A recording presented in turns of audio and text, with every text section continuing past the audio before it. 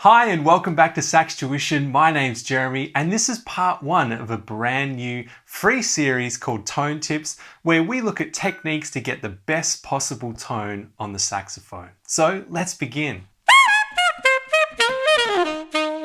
So what I want you to consider in this video is how much mouthpiece you have in your mouth when you're playing. So we're going to start off with a simple exercise. We're going to play right at the end of the mouthpiece and then slowly move all the way on and see what that sounds like.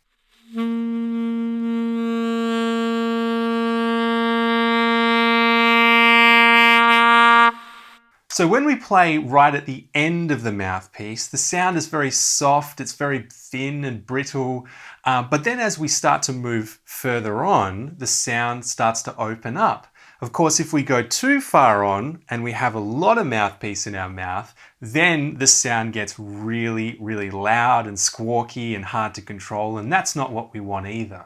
So there's a sweet spot somewhere in the middle of the mouthpiece where we get the best possible sound, and that's going to be a little bit different from one mouthpiece to the next.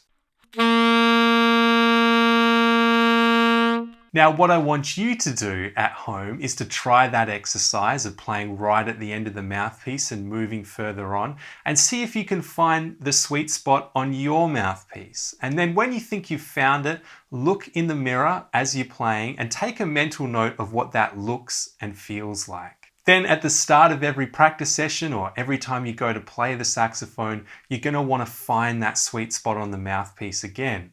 Now, if the sound is a little bit too constrained, then try using a bit more mouthpiece. If the sound is too big and wild and uncontrolled, then try using a little less. It really is that simple. Well, thanks so much for watching, guys. If you enjoyed this tip, please give it a thumbs up on the video and subscribe to the SaxTuition channel, where you'll find a ton of other great content.